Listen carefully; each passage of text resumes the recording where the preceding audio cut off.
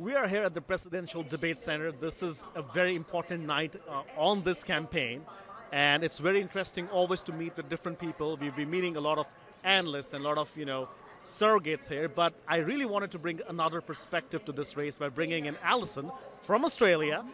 She's stationed here just like me in the U.S., and she covers the U.S. politics. Alison, trying to understand from your perspective, what's going on in America right now with this race? Why is this race so tough, so tight right now? I wish I could sum it up in a single sentence, and it's the same question that I get from the Australian audiences back home. How did we get to this point? I think there's a lot of questions from Australians about how Donald Trump is still the leader of the Republican Party, particularly following on from the coverage we did on January 6th. Australians are still shocked that the Republicans choose him as their leader. But I do think that there is an upswing of interest around the Democratic Party now that Kamala Harris is in play. And I think that what is happening in America right now is this conversation of, are they at a point where they could have a black woman president? Is America ready for that? It is a question that I think American voters that I talk to are asking themselves, and a question that I don't think we're going to know the answer to until November. The debate, how important is this? We've been telling everybody in India this is a very important night. Whichever candidate could do better will have more chance of winning in November. What do you think are the issues that will come up?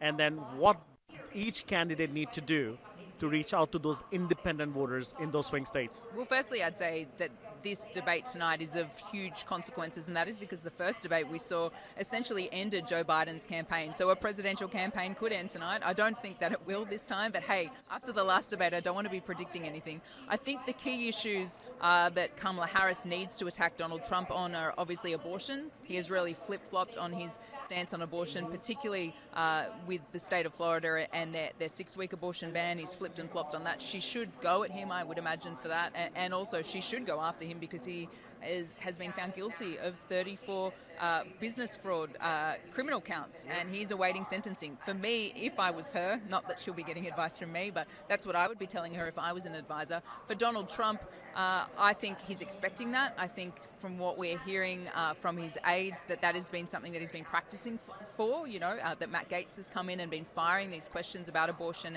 and the criminal conviction, so he will be ready for that. I think the key for Kamala Harris, and I wonder if you agree with this, I think she just needs to maintain her composure. She has the most to lose tonight. I feel like Donald Trump, we are so used to him acting out, acting rash, acting brash, that I don't think we would be shocked if he performed that way tonight, and I don't think it would affect him tonight. If she bombs tonight, that will have an enormous impact on her campaign. In fact, that would be a disaster.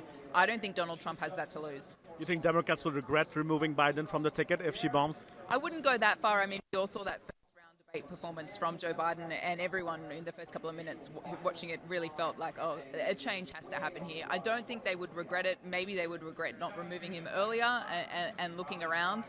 But I don't want to say that yet. I want to give Kamala the opportunity to excel. I mean, she has such a rich and impressive history in the American court system as a federal prosecutor, as an attorney general. She took on and imprisoned child sex offenders, which would be such a difficult thing to have to, work with and deal with in a courtroom. And she also stood up to America's biggest banks.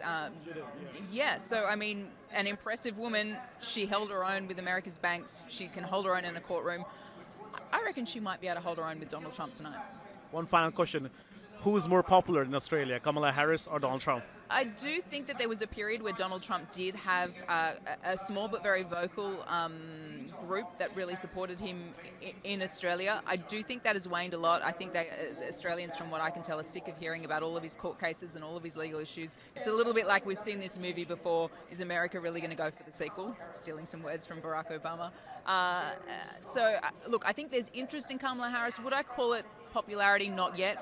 But definitely a keen interest, and definitely she has brought a refreshing change to this election that we felt like was going to be two old white men battling it out. Thank you so much for doing this. I know you have to go live in 10 minutes now.